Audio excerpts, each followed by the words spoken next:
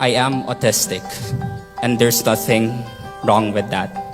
Ito, si Japons. Isang awesome kid.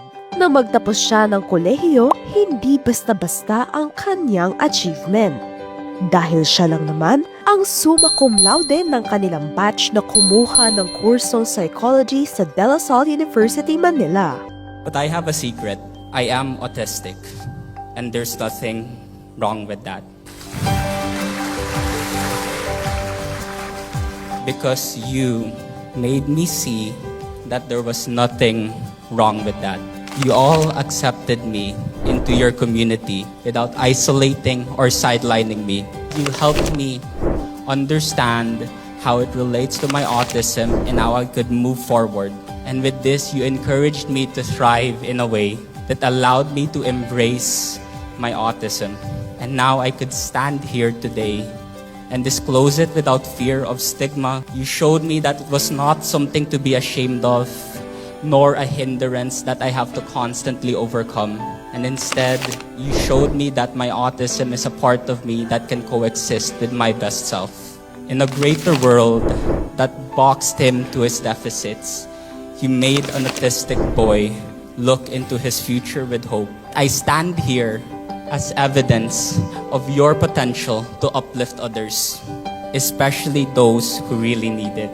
The message of the speech is to really say that with enough accommodations and supports, your child would be able to become the people that they want to be. I was having second thoughts about the stigma, but at the same time, I felt that I was ready to face it. Kwento ni Japons, late raw siyang na-diagnose ng autism, isang developmental disorder. Hanggang sa unti-unti na raw itong napansin ng kanyang mga magulang na parehas doktor. I wasn't diagnosed with autism until I was 18. But there were signs when I was a kid. I had very specific interests.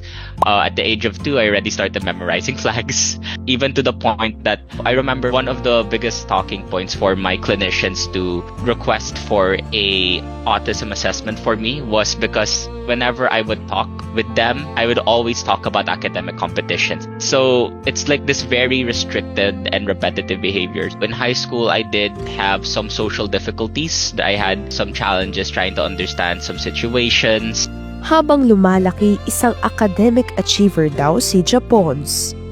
Pili lang din daw ang kanyang mga naging kaibigan dahil siya raw ay isang sensitive kid.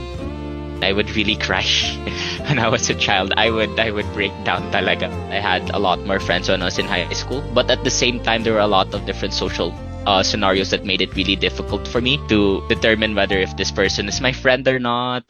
Isang developmental pediatrician ang ina ni Japons. Ngunit kahit kailan daw ay hindi siya nito tinignan bilang pasyente. I'm really happy that my mom, even if she did have these suspicions, she didn't treat me as a patient. She really treated me as her son. And that is one of the biggest things that really affirmed me that my mom really saw me as her own child rather than as a case study. My mom really trusted the clinical process. She didn't do the diagnosis herself. Sinariwan ni Japons kung paano napagdesisyonan ng kanilang pamilya na magpakonsulta na sa mga espesyalista noong siya ay 18 taong gulang. I started showing depressive concerns in high school.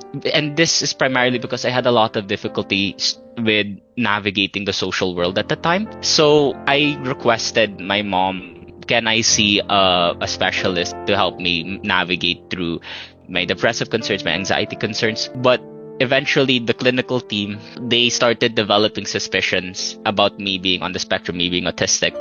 Matapos ang clinical assessment na ginawa kay Japons, doon na nakumpirma na siya ay parte ng autism spectrum. Hindi raw ito naging mahirap para sa kanyang pamilya na tanggapin na siya ay isang autistic. Once I was diagnosed with autism, the clinicians of course told me that there's nothing inherently wrong with that, but at the same time I know that there was a lot of stigma surrounding autism here in the Philippines. We agreed to keep it very confidential because we were really afraid of how people would treat me once they find out that I'm autistic. Malaking tulong daw ang mga espesyalista para mas maintindihan niya ang kanyang kondisyon. Isa rin daw itong naging dahilan sa pagpili ng kanyang kurso sa kolehiyo.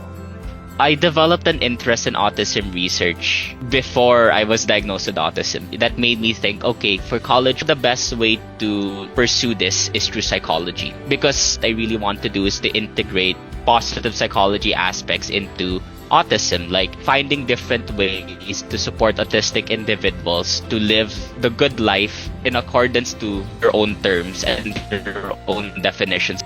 Nang magkolehiyo, labis daw na na-appreciate ni Japons kung paano siya inasikaso ng university nang malaman na siya ay isang PWD. And the LSU gave counseling and psychological services. Me being autistic, there might be cases or instances where I might need some support for them or some accommodations from them. Bukod sa pagiging summa cum laude, nakatanggap din ng Jose Rizal Honors Award and Student Leadership Award si Japons. Malaki rin daw ang ambag ng DLSU at ng kanyang mga guro sa kanyang tagumpay na nakamit. Thank you for making me believe there is a world ready to accept and include neurodiverse people like me. The awards on my chest are yours as much as they are mine. You never left me and many like me behind here in the LSU. And if you could do it within the walls of our university, just imagine the impact you could have beyond them. Ngayon nakagraduate na sa kolehiyo, balak daw ni Japons i-pursue ang graduate studies habang patuloy na isinusulong ang autism advocacy sa Pilipinas.